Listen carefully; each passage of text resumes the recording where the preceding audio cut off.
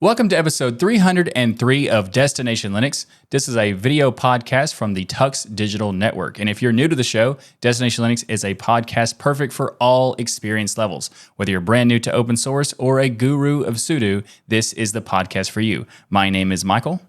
I'm Jill. And I'm Ryan. It's very declarative of your name. That's impressive. It. Yeah, thank you. On this week's episode of Destination Linux, we have a holiday gift guide for everyone. This is the episode you want your spouse to listen to because there's going to be a lot of great ideas that they might want to get for you for like the geek in their life. Then we discuss some new happenings with the Cosmic DE from System 76. Plus, we have our tips, tricks, and software picks. All of this and much more coming up right now on Destination Linux.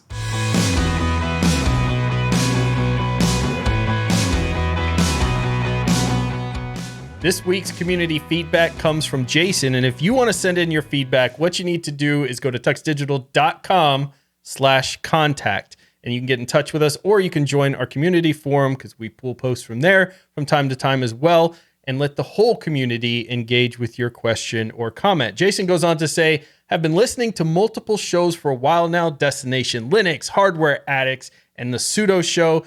Destination Linux 300 was a ton of fun to listen to last week. That's awesome. I love hearing that feedback on specific episodes as well. We nailed that one, Michael and Jill. We did it. Yes. Goes on to say, I'm also anxiously awaiting the next installment of Hardware Addicts. So Wendy's here in the Patron room. It's all Wendy's fault. She just keeps delaying the show being recorded. It has nothing to do with the fact that I'm constantly out of town lately and not recording it. Don't tell Wendy I said that.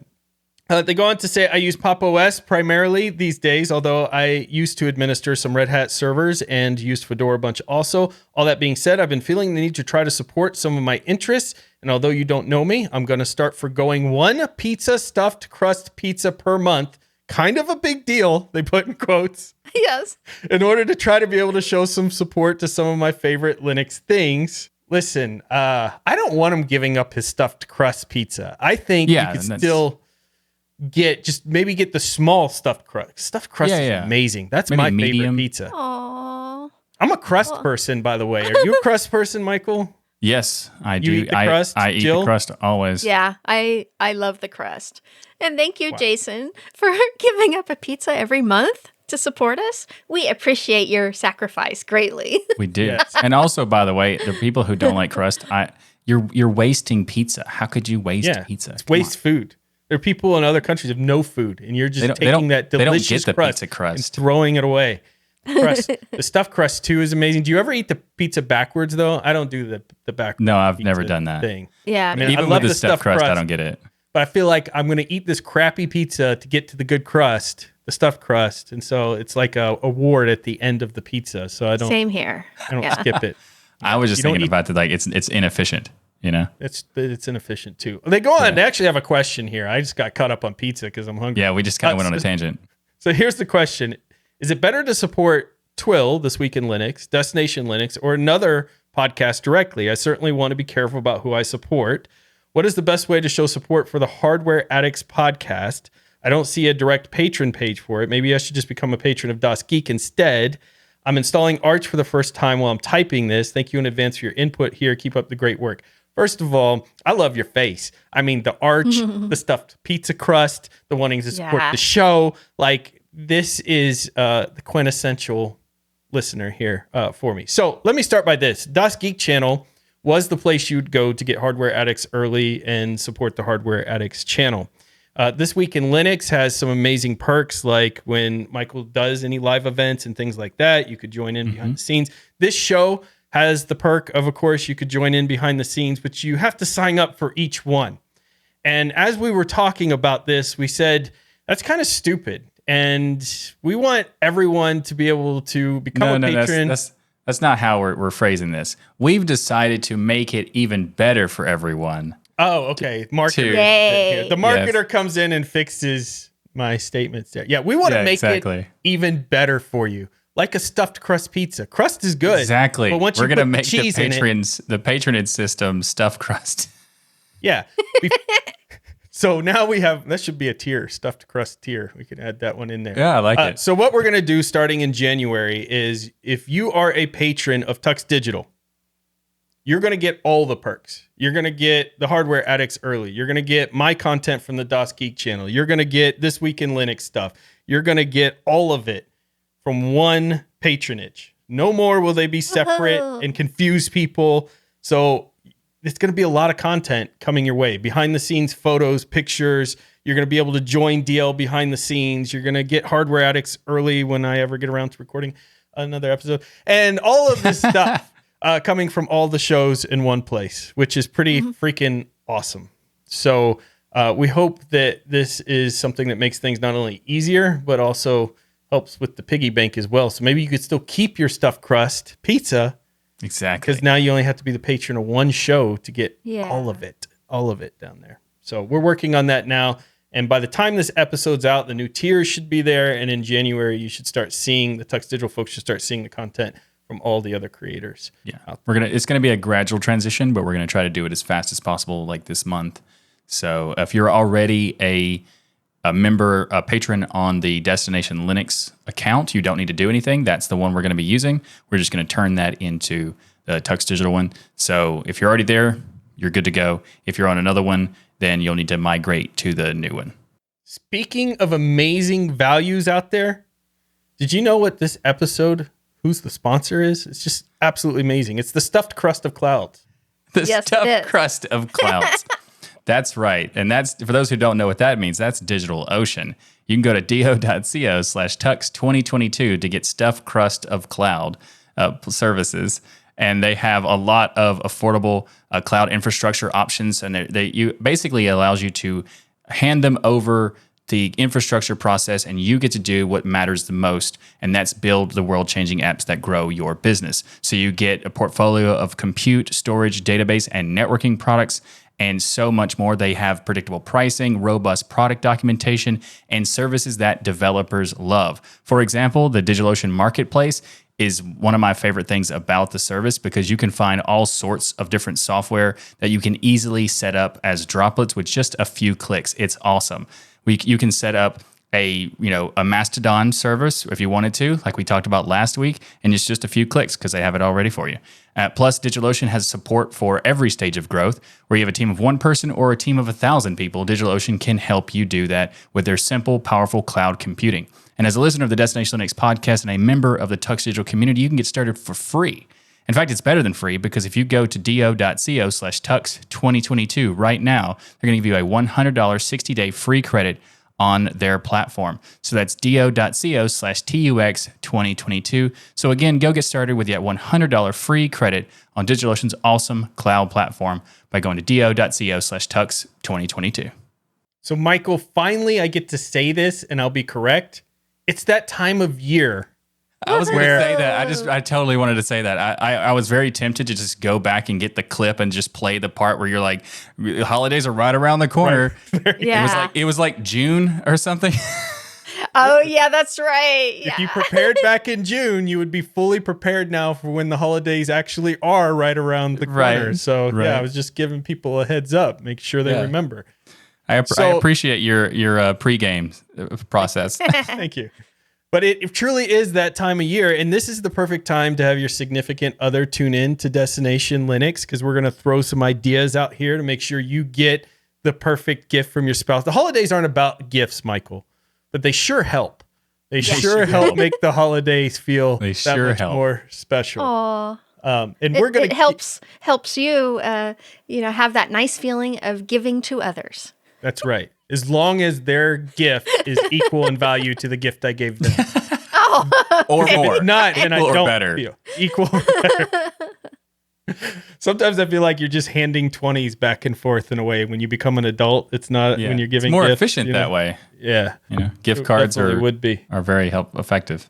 Now, one of the things I love is a lot of the spouses in our patron after show and things actually get involved in the show. Like I remember my parents, when they found out I was on a podcast and my mom listened, she said, "Oh, you were very good. I had no idea what you were talking about, but sounds like you guys were having fun." So not everybody is into Linux and open source, but I'm surprised how many spouses are actually engaged either in listening to the show. But this is the one you want them to tune into, even if they're not, even though we're entertaining, even if you're not into Linux. We're like the stuffed crust pizza of podcasting here. Yes, we're the stuffed crust pizza of podcasting. Perfect. That's our new tagline. So we're going to give you our holiday gift guide. And speaking of all the patrons and things coming together, I used to do this exclusively on my channel. And I've shared it with other podcasts. I've been invited on other podcasts to kind of do this gift giving guide thing. But now we're going to do it here on Destination Linux, which is really fun. We're going to talk about things. And the great thing I love about this one is economics. It's really tough out there right now. So we've got a wide variety of things to go in, stuff that costs money and stuff that will cost you just time and things in there, ideas that we had and things that personally I would love. The first one's going to cost a little bit of money though, but I do love it. And I think it's a really important device to add into your gadgets. As a hardware addict myself, one of the things that I really wanted to get was a good smartwatch. This is for my workouts and things, but also monitoring my health. Understanding my recovery time after I'm running on a treadmill, or understanding my heart rate after I'm on resting period. I've always had a really fast heartbeat, even as a kid. And so that's something that's always a concern for me as I get older. You know, I'm nearly 25 now. And so you really got to start worrying in your late 20s. But my point is, it's nice to have that. The heart tracking, the O2 sensors, all of these things can be precursors to health issues and other stuff, but also they can help you gain more physical strength and more active. So I love the idea of a smartwatch. I hate the privacy problems. There's a lot of privacy issues with smartwatches and things. So this watch that I'm going to talk about is not perfect privacy. There is none really, unless you get like a Pine Watch and things like that, which you're going to just have a lot less. Pine Watch is awesome. Pine Time, don't get me wrong, but there's just a lot less features you're going to get. It's still from a early health monitoring stages for standpoint. that. Yes. Yeah. So Pine Time, definitely be a smartwatch to check out if you're just looking for heart rate tracking, that type of thing. But if you're looking into the O2 sensors and all that stuff, there's Samsung watches, there's Apple watches, and there's lots of privacy problems that can come with all those. The best one I found out there, and I would love for the community to jump in if you found one that you think has a lot of these features and is just as good, is the Garmin watch.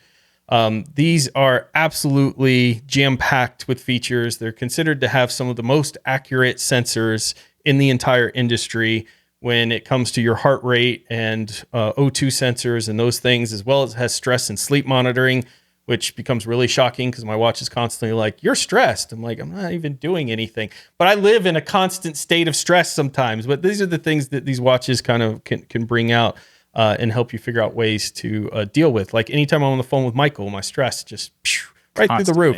Get on the phone with Jill. It's actually very Yeah. like relaxing. Yeah. But I guess my personality doesn't come across well on the phones, I suppose. I'm teasing. Yeah, I Yeah. don't get stressed. The Garmin watch is interesting because I was looking for a smartwatch and I also picked up I think the same one that Ryan got. The Vivo Active 4. Yeah. Yeah. Nice. He told me to check out Garmin and I did. And I when I picked up one, it wasn't even like he told me the exact one to get. Like this time I made the decision to get what hardware.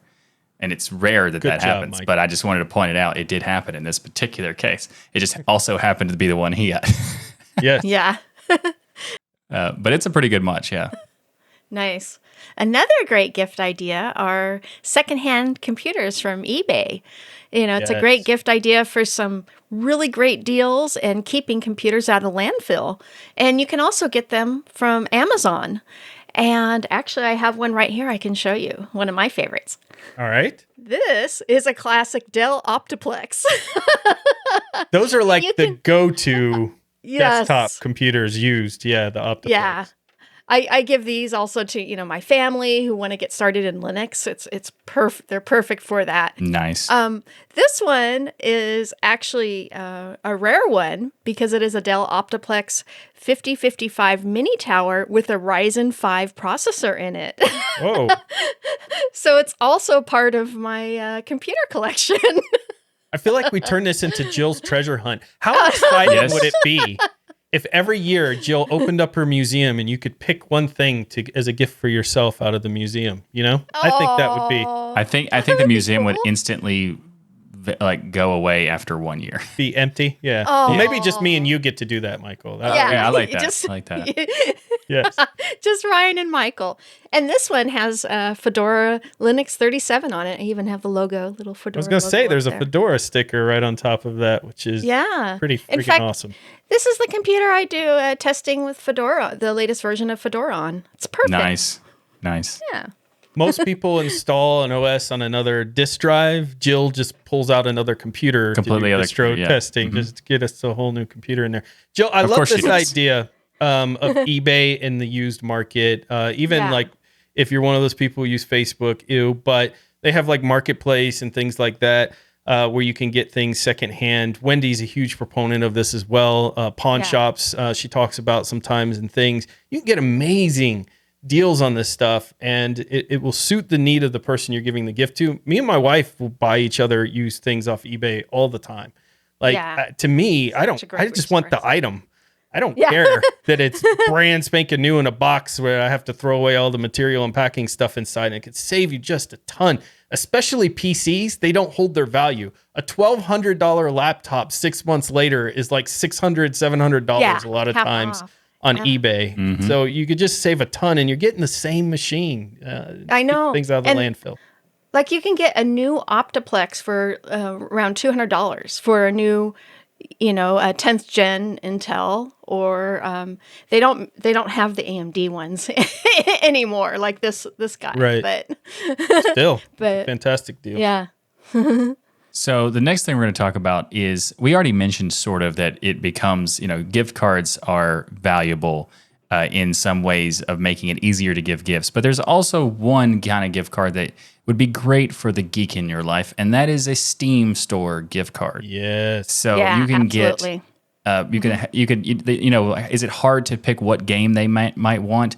It's going to be a very difficult thing to do. You just give them a card and say, you pick it, and that's perfect. So as an adult, I prefer gift cards nowadays. Like people are always like, "What do you want?" And some people want to give me a physical card. I just give me a gift card so I can go buy it, because I have so much stuff and it changes hour by hour. 1 minute I want this thing. I'm like a little kid especially when it comes to hardware. So gift cards are like the thing. true. But some people feel like they're impersonal, just to give a gift card. Whereas I feel like you get me when you get me a gift card. Yeah. Same I think here. they're underrated. Yeah. They are. And I actually, every Christmas, I buy these for my friends and family. It's just such a great gift. It really is. And you can even get the physical cards at your local Vons or Rite Aid or CVS. You can actually get a physical card and wrap it up. I usually do that and wrap it in a box. Yep, absolutely. The wrapping can make the difference. So now we're going to talk about something that's completely cost-free. It costs time, which is very valuable. But I was thinking about all the talent in this community. We have so many people that are developers, create software, artists, other things out there. They have amazing talents. We see it all the time. They send us some of their work on our forums, for instance. They'll post things that they're doing in art programs and stuff like that. And I think one of the greatest gifts you can get someone is when they use their special talent to make you something. So if somebody's a programmer, a developer, and they use that, or a writer, or somebody who's an artist, and they take the time. One of the greatest gifts I ever got was from an artist that I was working on something that was very personal to me, and they took the time to make this amazing drawing for it, and it just meant the world to me, because that's their time and their specialty, and they could make money with this thing, a lot more money and they're giving it away to me, their talent, for absolutely free. And I think that's beautiful. In this community, there's a lot of people, of course, who are artists and stuff, but they also write code. So I think that a great thing to do, for instance, for a loved one would make a graphical text-based adventure game in like Python or something like that. Or maybe it's a story about how you all fell in love, or how you met, or how much they mean to you.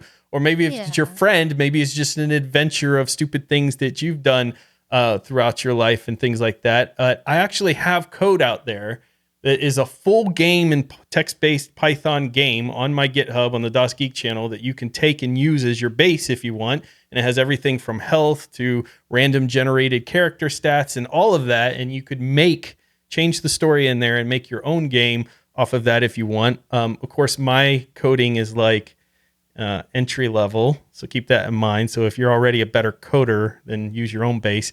But if you're just learning coding, it would be a cool thing to do. Yeah. And it's completely free. Doesn't cost you any time. This is a great idea in terms of like using what you already have to be able to make something that is more personal and more, connected to what you mean to that person and that sort of thing. And I think that's awesome. I also really appreciate the way you did that shameless plug for your GitHub account. Yeah. Well, it's not like I make money off of it. Is it really a plug when it's like I don't make anything? No, GitHub? technically. It is still a plug because it's just like, hey, go check out my stuff. I worked hard on that story adventure coding, Michael, and it's free to the world. I don't get nothing from it. Nothing. Unless you hit that star and make sure my projects are always higher than Michael's on GitHub. I would appreciate that. I mean, you're right. It's not really a shameless plug. TuxDigital.com/store. That would be a shameless plug. That would be a shameless plug. Yeah. Oh, yeah. Ryan, I think that is just so wonderful. Think of, making a little game for your kid or, your friend or adult, how much they would just love that because it's from the heart and you spent your hard-earned time on that game. And it's just, that makes it so much more special. I have made animations for friends and family over the years. It'd be amazing to get a Jill animation. What? Yeah. Yeah, that would be cool. Love it. Yeah. So another thing that's a great gift for someone right now is the Steam Deck. Yeah. So you can get the entry level one is $399 for 64 gigabyte eMMC, or you can get the $529 one for 256 gigabytes, or a $649 one for 512 gigabytes, like this one, and like Ryan's. Yes, absolutely. And you could get the cute pink case if they already have a Steam Deck. You could get accessories for it, like a dock or the case or other things. That would be good ideas as well. They even have like wall mounts and stuff for some reason for a handheld now. I respect all the effort people are putting into the accessories, but some of them are just kind of weird. Yeah. We have multiple people who are using them as their full-time computer. So maybe wall mount starts to make a little more sense. I don't know. I mean, it's kind of interesting in terms of like, putting the dock in and all that. So that I get why people would use it for their regular computer because it is a pretty powerful machine and it is impressive. But I mean, that reminds me of like the Office episode where they have the little tiny TV wall mounted. Like, you get so much space. But if you dock it, like to another monitor, and then you've got, I don't know. There's something there, Michael. We'll figure it out. There's something cool there. But Steam Deck, I mean, without a doubt, that's a great gift to get some. Oh, yeah. It's a fantastic gift idea. And another gift idea that relates to gaming is the Amazon Luna controller. Now, it seems like a weird mention because I'm not talking about the Luna service itself. In fact, I have never even attempted to use the Luna service. I just like their controller because their controller is very similar to an Xbox controller and the layout's the same, but it feels like to me that it's made better. Like it's just manufactured better because I play a particular game quite a bit and I have broken multiple Xbox controllers. And sometimes it happens after a year, sometimes it happens after a couple of months, depending on the quality of the controller. And I've been using this one for about 6 months now, and there's no sign of any issue. And on top of that, anytime there's a sale on Amazon, whether it's Black Friday or Prime Day or whatever, they cut the price in half, basically, so you can get it for like $35 or something like that. So not only is it a good controller, it's also a good deal. Well, if you get it on sale, it's still a good controller, even for the regular standard price of like $70. It's still worth it because it is a good controller, but you can get it sometimes for much less. So you can play this on any of the other PC platforms. You're not stuck using it for just Luna stuff, obviously. Yeah. It works. It's actually fantastic because it has wireless support and also you can connect it with USB-C. And I really like that because the USB-C allows you to have a much lighter controller. And I know some people don't like the corded style, but I do. And what I was impressed by was the microphone and the audio jack for the controller worked out of the box with Linux. Wow. Nice. That's very cool. So when you say lighter because of the USB-C cable, I assume you mean you're removing the battery pack? Yeah, there's no battery in it at all. Yeah. Interesting. Yeah, so I went down this controller thing where my son's been getting better than me at video games. Okay, I won't exaggerate. He's better than me at video games. So I thought what my son doesn't have is money. So I can get better equipment and be able to then keep up with him in these video games, right? So I went Yeah. I went with him and made him watch me purchase the Pro Xbox Elite 2 controller that's $199 controller.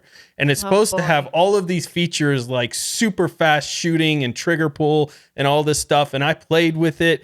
And I got it home and I'm like, finally, I'm going to be able to kick my son's butt in this game. And he was still stomping me.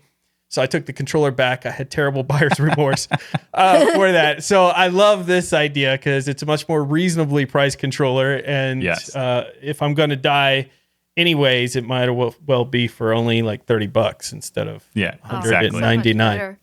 Yeah. My favorite controller, Ryan, is this one right here. It's the 8-bit Do. And this is a little mini wired one. I prefer wired because I don't like charging my game controllers. I don't want them dying in game when I'm in a stream. Right. Exactly.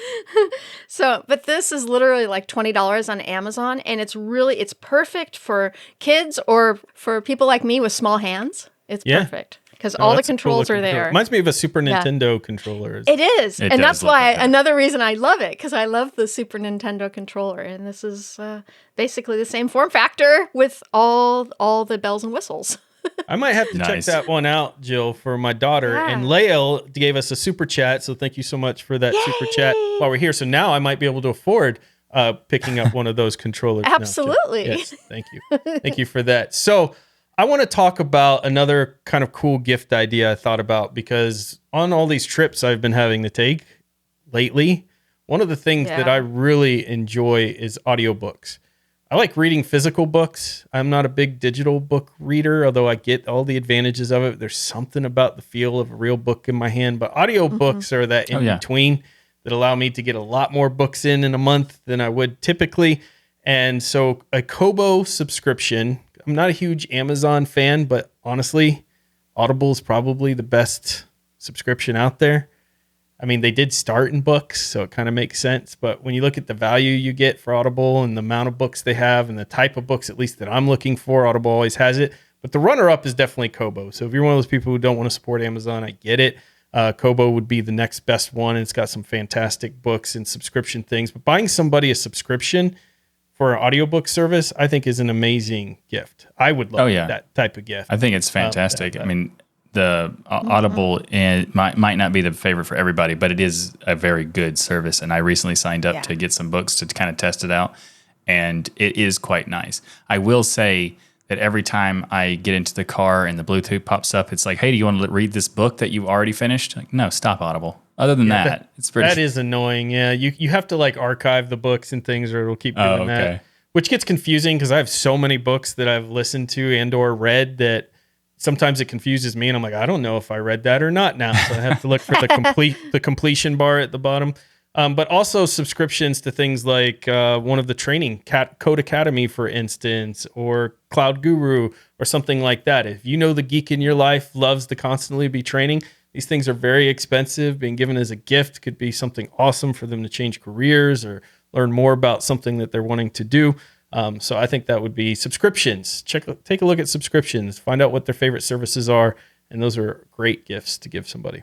Yeah, and for those who are wondering, no, you don't have to do like a continued subscription. You can order like a year of it or something like that. Right. Yeah.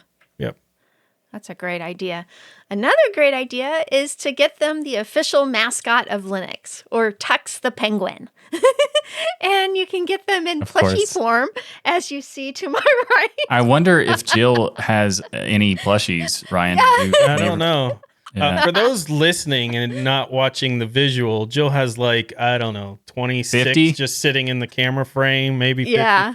There, 50. plus probably, I imagine the rest of the house has them as well, but they are adorable. They are cute. It would make a good gift.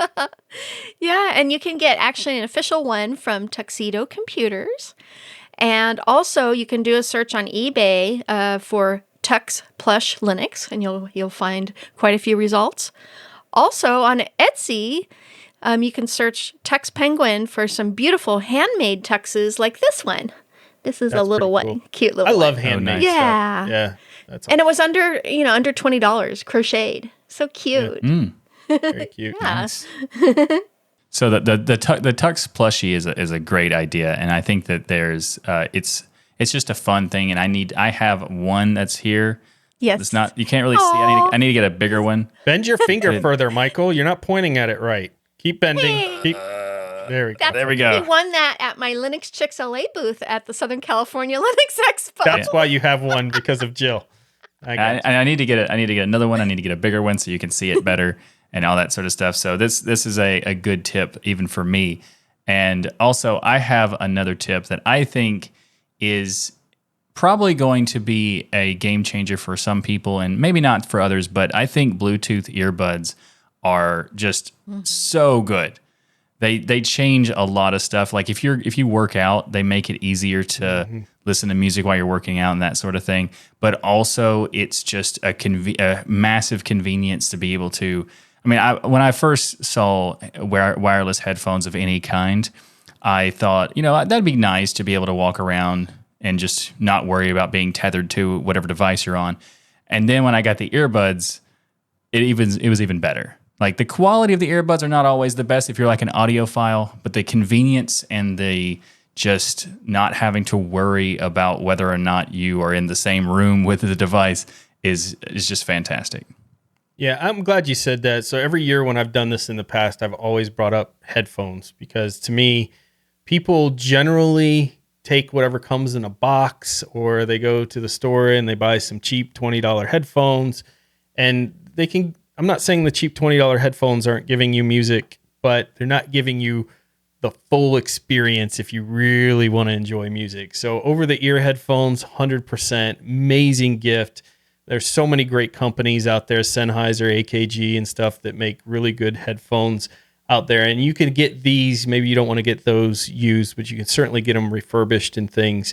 And they generally come with brand new pads and stuff when they refurbish them. And you could save a lot of money on that. And that's just an amazing gift for people because I don't know, with all this digital stuff, people kind of forgot how amazing it is to have a full listening, true listening audiophile-like experience with their audio, kind of like we used to do probably when we were all kids. At least I know I did.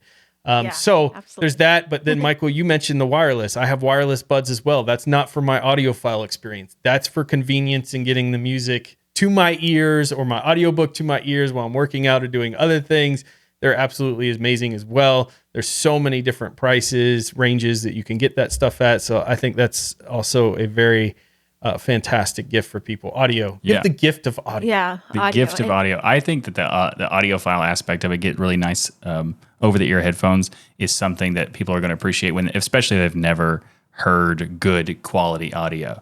If you've only ever heard like Walmart earbuds, not to say that they're bad, they have their purpose, but they're definitely, you're not going to listen to when I first listened to over-the-ear headphones that were good audio quality and had a good source audio, it's a totally different experience.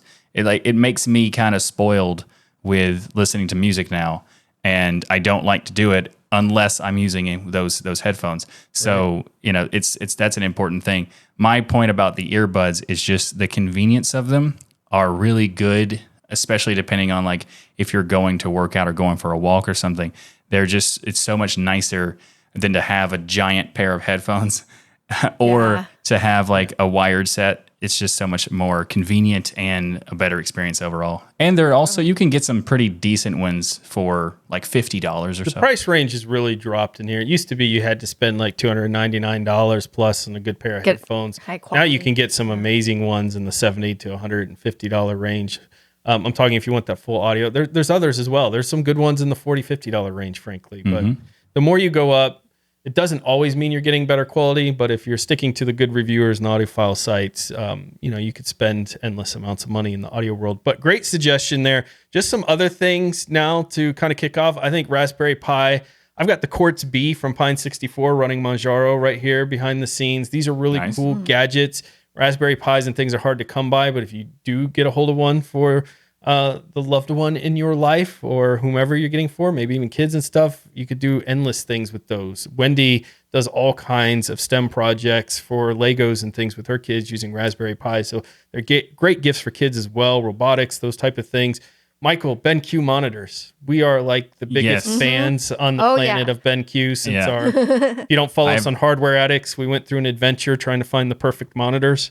And we both basically exclusively have BenQs at this point because BenQ monitors are so good and the prices are not insane. Now, depending on what kind of monitor you're getting, they're not cheap either, but they are very, very good price for the massively good quality that they offer.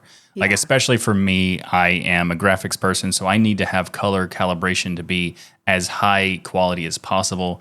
And most of the time when you look at these monitors, they try to confuse you with a bunch of jargon that makes it seem like it's really good, but it's not really. So if you want to know more about that, you need to check the episode of Hardware Addicts that we'll have linked in the show notes where we talk about the monitors we got and why it's important to get a particular type of monitor for what you're trying to do. Another thing I wanted to talk about is a sit-stand desk. It's another one that's changing. Like, it's kind of expensive depending on where you get it, but it is so convenient. Like right now, I'm in the standing position for this show. No kidding. And I don't know if you could tell, but but the idea of like all my monitors and all my mixer and everything is just right here. And then when I want to sit down, I just click a button and it's done. Like that's so fantastic, and it makes it more productive for me as well. So I can more engaged, even in meetings. It's just, like if you sit there with boring meetings all day, like I have to do, and you're listening to it, like it's hard to stay engaged. Even if there's important information, it's just hard to stay engaged a lot of times in those meetings because you're in so many and you've got so many things going on. But I don't know, something about standing just helps me stay more focused and engaged in things. Plus, I'm not sitting the whole time. We weren't meant to sit for 12 to 16 hours at a time. Yeah. And so, being able to stand and sit. And then when your legs get tired, you could just move it and sit down. And the prices of sit-stand desks have come down quite a bit. Not for the ones Michael and I have, but there's a lot of great sit-stand desks out there, and the prices. You can get some decent ones for around $350 to $600. And if you want to go higher or get higher quality features, like for example, I saw this one desk that was a hand crank desk. And I just wanted to let you know, do not do that. Don't get a hand crank desk. It's not worth it. You save like a couple $100. It's not worth it. The amount of effort it takes. Clink, clink, yeah, clunk. Do not do that. Get even if you get just the up and down arrow key ones, so you have to manually do it each time, then do that. But I would highly suggest trying to find one that has the programmable there's like 4 set most of the time where you can just choose a specific setting. Those are 100% worth it. So I would highly suggest that. Actually, I have a mobile sit stand, and I've got a pneumatic one because it's just for my laptop and small computers, and it works great. And it was about $100 on Amazon. That's a good way to do it too. Yeah. Yep. So as we wrap this up, a couple other things: mechanical keyboards, smart plug. Michael, Millennium Falcon waffle maker. How did this end up on our list? 100%. Are you a child? So for those who are fans of Star Wars, you have to check this out because you can get a Millennium Falcon shaped waffle from this waffle maker. And who doesn't want this? Who doesn't want that? No. I have a Starship Anyone Enterprise over the age one. of 10? See, that's proper. An Enterprise one would be proper. Star Wars. CC 1701D. Oh my. Okay, so Ryan, you're saying that the type of ship that it makes is not the. It's only the ship difference. Okay. Millennium Falcon is completely overrated starship. It's cool, but compared to the Enterprise, come on. Like if I'm gonna have a shaped waffle, like a pecan waffle, but the problem or a blueberry waffle, or chocolate chip waffle, I want it Enterprise shaped. I want to eat the crew of the Enterprise. The Millennium Falcon, you can have it where it's the actual shape of it, but the Enterprise has those prongs on the back, so you're going to have to get like a flattened version of it, and it's not the same. You How don't does get it the work full... with the prongs, Jill? Yeah, actually, I've had good luck with it, but now I'm careful. I have to see this. I'm careful. It's engineered. Yeah. The waffle's engineered perfectly to be stable in there. Okay, and then TuxDigital swag. That's not a plug. That's just saying, obviously, if they listen to this show, they're going to, okay, it is a plug, but they're going to want some TuxDigital swag. Who wouldn't want 33% more Jill Absolutely. or Sinister Aw. Wendy shirt or yeah. the Linux 91 hat or the Michael This Week in Linux shirt? All of that stuff right there. Yeah. Pseudo Show. Who doesn't want a Pseudo Show shirt? They got a boss Exactly. logo. I don't know who created the logo. We can't remember their name. None of us can. Michael's not going to tell you, but Michael, whoever created Michael. it, It was Pseudo me. Show logo was Yeah, it was- amazing. I We made don't know that, who yeah. it was, but it was great. I made it. It was So anyways, we don't know who did that. But TuxDigital swag, just absolutely must on your... Yeah, so tuxdigital.com/store to get the swag from all the different parts of Tux Digital, and tuxdigital.com/contribute to become a patron of Tux Digital, which will That's soon it. be well, as we talked about earlier, we're going to be changing the patron stuff to all of that, so you can go there to get easy access. Hopefully you enjoyed this gift giving guide. There's stuff that costs no money, just time. There's stuff that costs everywhere. We had a range, I think, all the Yes. way up. We from provide Raspberry the whole Pi gambit. to sit stand desk there. Lots of great ideas. Make sure your loved one listens to this show so you can get that awesome stuff.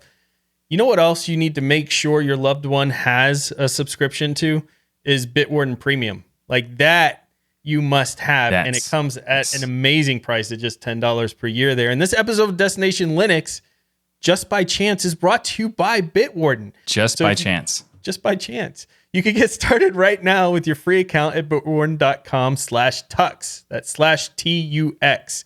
So that's where you want to go when you sign up for that $10 premium account, and tell them how you keep them more secure. Maybe they're one of the security and privacy people in your life, and they're constantly telling you about, oh, remove that app, it's not safe and all of that. But now you can show them some privacy tips here by getting them Bitwarden, which provides you tools to store all your passwords in a secured vault, auto-generate those passwords, usernames, automatically fill it in for forms so you don't have to. The best part is they do end-to-end encryption before the data ever leaves your device. So it's doing it right there before it ever leaves your device, so you know your data is safe and secure.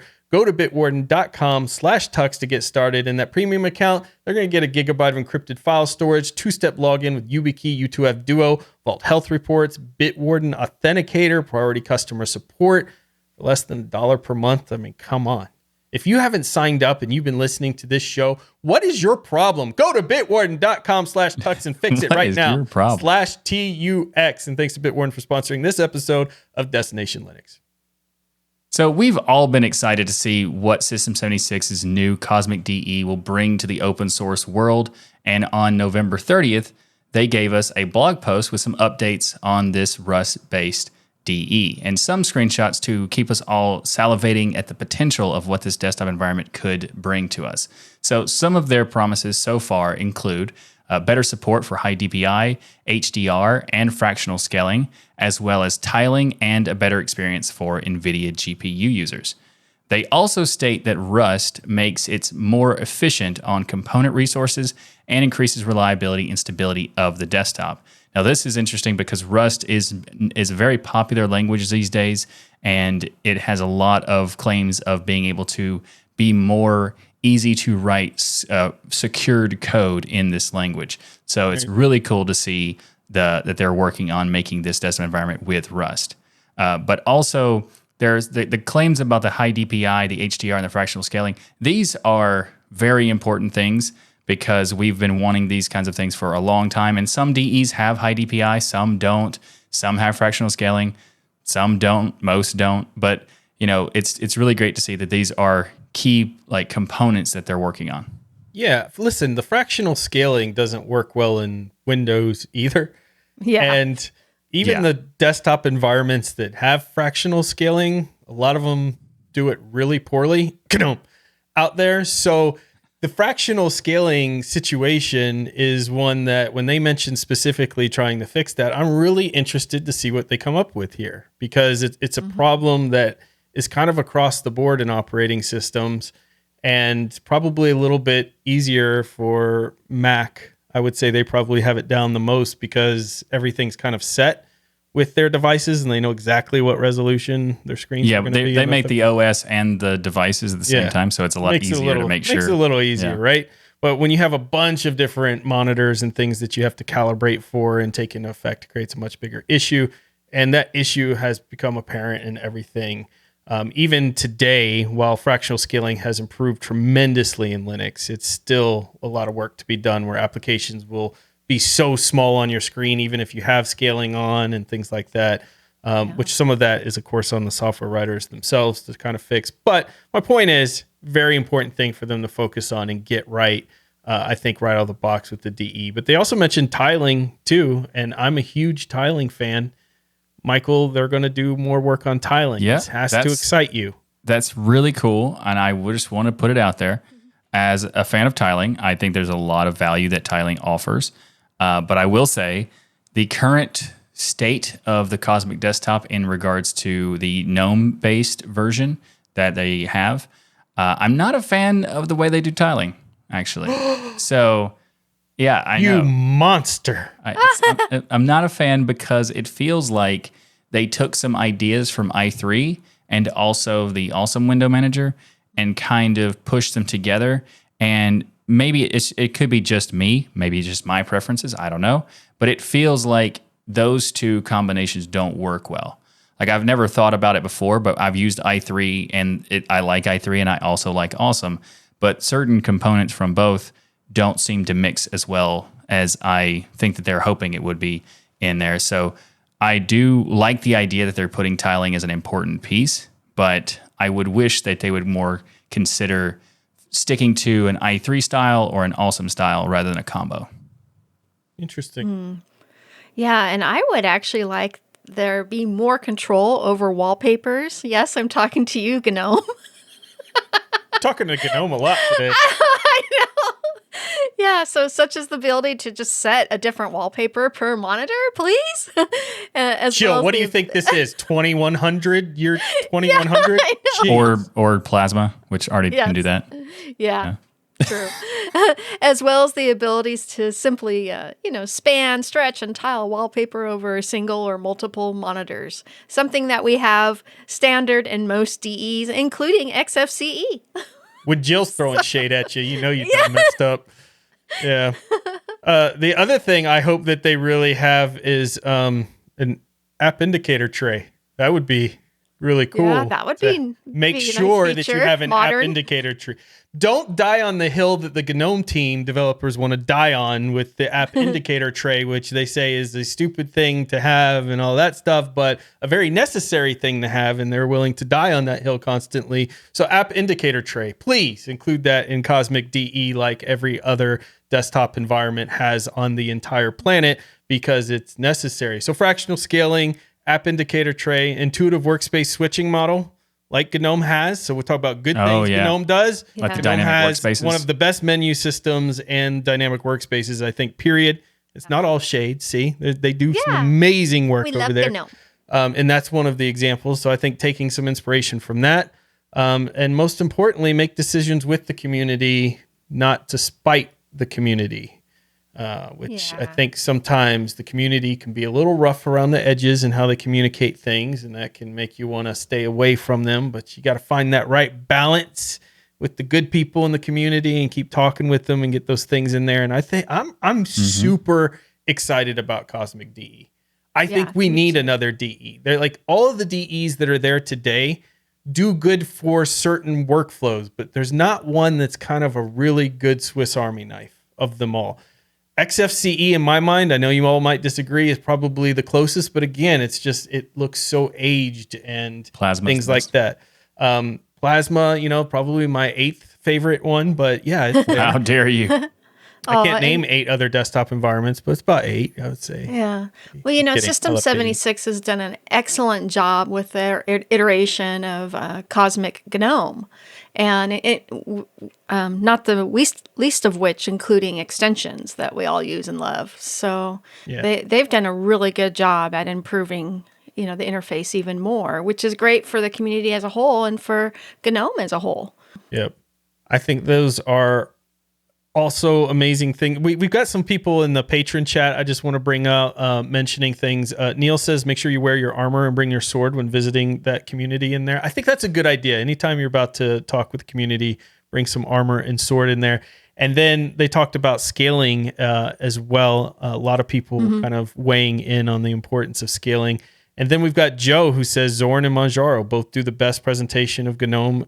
And if vanilla GNOME were the standard, I think more apt to be adopted in there. I don't think so. I don't like vanilla GNOME at all. GNOME without extensions is basically a broken desktop environment, in my honest opinion. So I think the DEs that do it best are the ones that throw in app indicators and add in the basic functionality of a desktop through the extension system by default, like Ubuntu, for instance. Yeah, I don't think anybody uses vanilla GNOME, even when they think they do, because even the distros that have minimal changes like Fedora, they still change some stuff because it's kind of necessary. And there's other distros that change a lot of stuff. So I think vanilla GNOME needs work, and maybe even they should have an extension manager, for example. That would be nice. Wallpaper ability to change, just... This isn't about GNOME, though. This is about Cosmic DE. And I'm here to say I'm excited about what Cosmic DE is going to bring to the Linux world, because, like I said, I think we need something that has a little bit of a Swiss Army knife from everything. You need some of that customizability of KDE. Oh, yeah. You need some of that great simplicity that GNOME does. And, I think if Cosmic DE can hit on that, they're going to be super popular. Yeah, I'm very excited to see what they can do with Cosmic. Yeah, also, another point I wanted to bring up that's important is now that the Linux kernel is starting to have some rusty bits, that'll in the upstream with the Cosmic DE, that'll make the desktop much even more faster. So System 76 is doing an all Rust DE. That's just gonna speed up performance all the way down. Yeah, more efficient, more reliability potential there if they execute on it correctly. So yeah, I'm very excited. I'm glad we're starting to get little snippets, even little screenshots of what's coming in Cosmic DE. I'm pumped. Yeah. Can't wait to try it. So, Michael, have you lost your memory of a certain topic, say stools, from time to time? Well, this could be that Ryan has actually manipulated your mind to forget about it every so often so that he can continuously remind you to use your stool all the time. It's been sitting in the corner for 4 years. Yes. Moved. Yeah. So this week's game... Even when I do move it, you say like, no, you just moved it for the sake of, you're not actually using it. Don't ruin my stories when I'm making fun of you. They don't have to be true. They just have to have some truth in them. Don't ruin my stories when I'm making fun of you. My bad. Sorry about that. Thank you. So this week's game is called Memory Lost, and you can use it to capture the minds of your enemies and move into their bodies, just like Ryan has with Michael. I've never moved into his body. Let me make that very clear. It's not something I want to do. Weak thumbs, propensity to sit on stools. Okay, yeah, whatever, noodle arms. Okay. Yeah. So this game is free to play on Steam and was actually just released on December 1st, but already has over 20 positive reviews, which is really wonderful. And it's actually a first chapter of the game. It's a demo. And honestly, the game actually really has some issues with slow performance and frame rates, especially when you start your first campaign. It has problems. So it jumps in and out from 60 FPS to all the way down to like 10 and then back to 40. It really dipped a lot. And that was playing with it on my Steam Deck as well as 2 other computers, one AMD GPU and one NVIDIA GPU. So it had problems on all of them. Well, what I love is that you took the time to test it on all of those so people know. Yeah. And I think that's important feedback to the developers, because I know how hard it is. My brother creates games. I know how difficult it is to get it right. And we talked about, for instance, the scaling and having to deal with multiple vendors of monitors and everything else that do things just slightly different, and trying to get that right and how difficult that really is. The same thing goes with games. It's really hard to know what hardware, what GPUs are going to work with things, what problems you're going to run into. They're giving this away free for the purpose of testing. So, that's the important thing, is nobody's losing any money here. Now, if they released it and it was like $25 and you're having those problems, well, that's a big deal. But the fact that it's free, they're hoping to probably gain some feedback and things in there. Hopefully it says in there, I didn't check that it's early development and that type of thing. It is. This really is a demo. It's the first part of the bigger game called Memory Loss. This was Memory Loss Chapter 1. So it is still a work in progress. And they did say on what to play it on was a SteamOS 3.0, which is the Steam Deck. Yeah. So that's where I tested it first. Yep. And I tested it with different versions of Proton as well. And it had issues no matter which one I tested it with. But this game, I love the introduction for the game with the character interactions and the sound design. The voiceovers are wonderful. Cool. It's a beautiful, absolutely beautiful looking game and done in the Unreal Engine. And I know they'll fix it. They'll improve it because it's even in their forums, the issues that people are having. Yeah, it looks like they just released a patch on December 1st, which is cool. So they are actively updating things. Now they're up to 96 very positive reviews. There's a lot. I think the point here is there's a lot of potential for this game. Maybe add it to your wish list, check out the free version. Maybe even if you're into gaming heavily, help out the devs like Jill did and, make sure that your problem is covered in the forums and already being looked at. Yeah. But this game has a lot of potential, like a lot. When you look at this thing, it looks really cool. So I hope they fix those problems. But I love that you tested it on so many different systems too, Jill. That's awesome. You're the best. Yeah. Agreed. Well, it's a really nice. I actually like this genre. It's a kind of action-packed top-down shooter. I really like that genre, but normally I don't like playing those games because the characters are too small. But on this one, I was able to zoom in on the game on my Steam Deck, and I could see it just fine. The character. Very nice. Oh, that's cool. Yeah. So check out Memory Loss, maybe add it to a wish list or even play it. It's free to play right now, that first chapter. A lot of potential in that game. And they're trying to make a Linux version, which makes me happy. So yeah, absolutely. that right there, they got my respect. I like the fact they're doing a Linux version, but it reminds me of a game that I was a huge fan of that got canceled when Midway was bought. Oh, Paw Patrol. Oh. No. Not Paw Patrol. Nothing against that one either, but it's called PsyOps, the Mind Gates Conspiracy. Yes. That's a great game. Yeah, and it's kind of feels like it has some elements of that. So I'm looking forward to playing it, and hopefully the developers get some value from this coverage on the show in terms of learning things about what they can improve and that sort of stuff, and then more people are willing to help test because this game does look like a really fun game, and hopefully those issues can be resolved. Since the whole family are listening to this episode for sure in this, I would say this game is baller. I'm trying to absolutely with the kids, trying to get Cool bet. Bet. They need to glow up their game. That's what they need to do. Oh Lord, here we go. The fact that you know all that just shows me how much time you spend on TikTok is amazing. Or that I have nieces and nephews. One of the two. Oh, that too. All right, so the software spotlight is MyPaint. So speaking of using your talent to make a GIF, this week's Wait, spotlight is it your paint? Or MyPaint? MyPaint. No, it's MyPaint. It's not, but it's no, Jill. It's MyPaint. Is it MyPaint? It's literally MyPaint. I don't know why is this confusing. It's MyPaint, Michael. Oh, okay. MyPaint is a nimble, distraction-free, and easy tool for digital painters. It supports graphics tablets made by Wacom and other similar devices.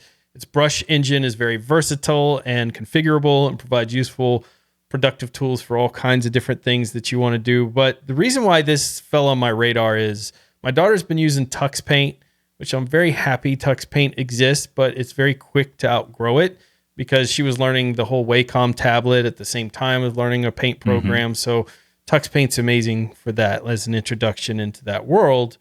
But she's not quite ready for something as advanced as Krita that has all these tools and things that you can get lost in. So I was looking for something in between that was still open source, and MyPaint came up on my radar, and it seems like a really good hybrid, really easy menu system. A lot of the advanced stuff is kind of hidden, and it's really works really well with the Wacom tablet as well. It's a nice mix because it does have some advanced tools, but by default, it's more simplistic in its presentation, and you can always enhance your skill through this and then move on to Krita.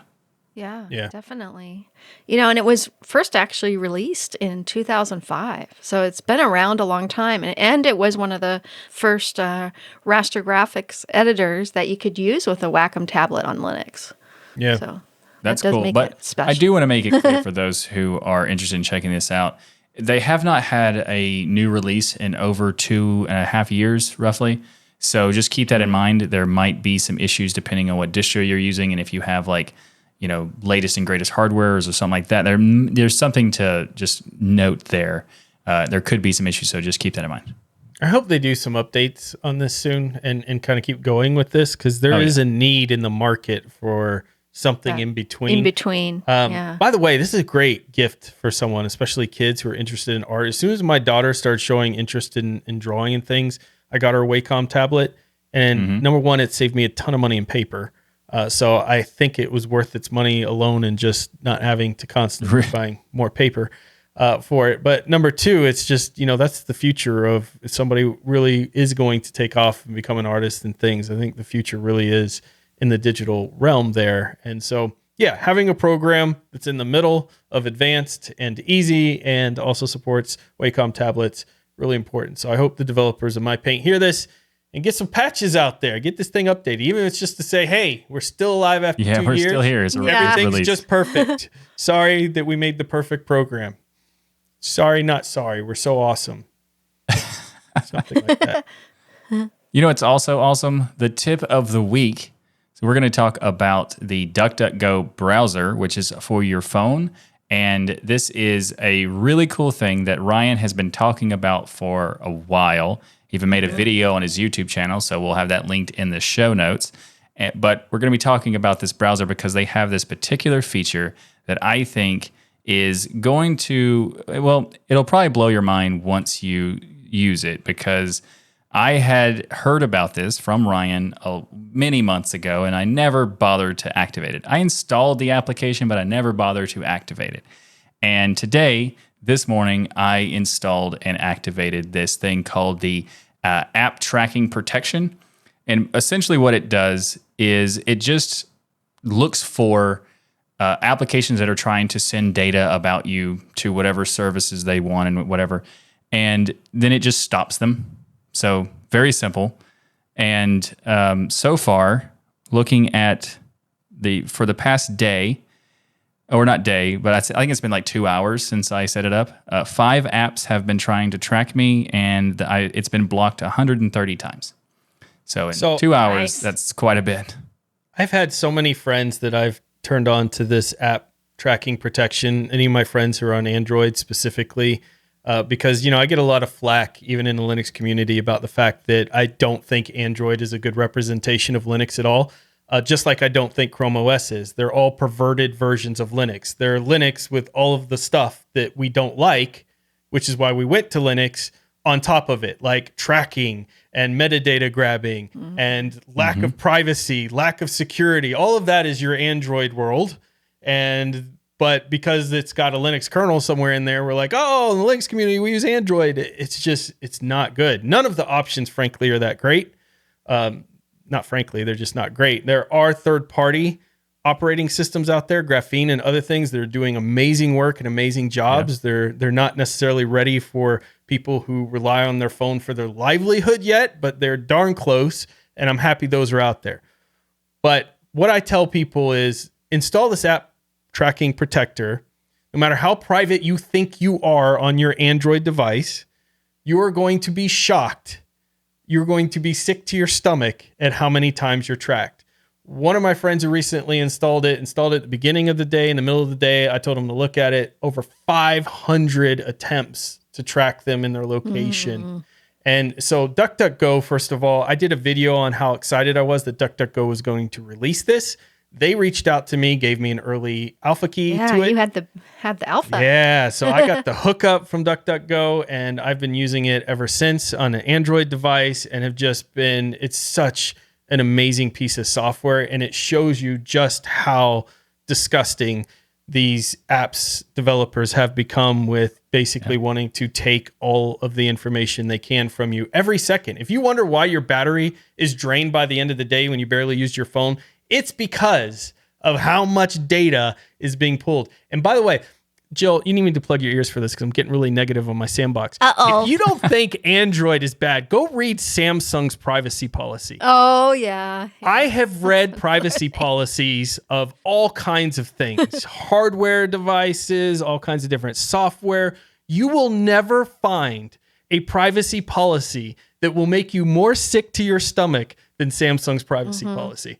You have no idea how much data they're pulling from you. I would rather run Windows with all of the features enabled of taking my data than use a Samsung phone based on their privacy policy. So my point is, check out DuckDuckGo. Did I get on a soapbox a little bit? Maybe You did get on a soapbox, Ryan. but also it reminds me. I'm very passionate about this. I'm very passionate about this subject because I feel like in the Linux community especially, we're being bamboozled because they're shaking this little candy like, oh, look, it's a Linux kernel. And of course we want to jump on that. But it's not real Linux. It's not real Linux. So back on the tip of the week. Yeah. DDG. Yeah. Yeah, it's a very good app. And also one of the things I wanted to say is that it's only been a couple hours and there are apps that are trying to track me that I haven't even used in like a few days and they're still trying to send data out. So, I mean, what you said about how, no matter how private you think you are, check out this app and you'll see that there is a lot more that could be done. Hey everyone, this is Michael from the Editing Bay, and I have an update for you with the app tracking protection from DDG. And that is, over the course of one day, I now have blocks of 4,300 tracking attempts. So it was a lot more than I was expecting, and I thought I should let you know how much different it was. When I first said a couple hundred in a few hours, it quickly changed, and there was even one app that has done over 2,000 of these 4,000. So, yeah, I uninstalled that app. Huge props to DuckDuckGo for creating this. Such an important awareness tool and everything else. And it costs nothing. Like right now, it's in beta. They allow everybody to sign up. It's so important. Go install it. By the way, you download DuckDuckGo browser to install it. Then you go into settings and turn on app protection. That's how you get into it there. All right, that's it. A big thank you. Michael's saying, stop, Ryan. You're cut. Your mic's off. You've been on your sandbox too long. So that's it. That's the end of the show. Thank you for supporting us by watching or listening to Destination Linux. However you do it, we love your faces. We're here every Sunday at 1 p.m. Eastern live at tuxdigital.com/live. And the best part, everyone is invited to watch the recording of Destination Linux each and every week. You can see our faces.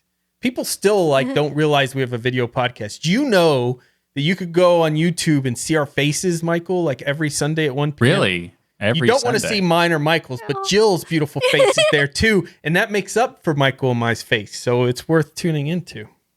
Aww. Yeah, it's totally worth it.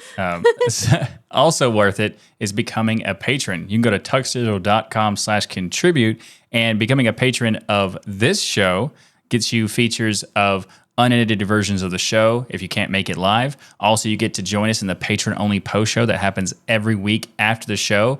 And if you can become a patron now, you will be getting a lot more content from everything very soon, within like the next month or so. So it's even more reason to become a patron. So you can go to tuxdigital.com/contribute and become a patron of the Destination Linux Patreon.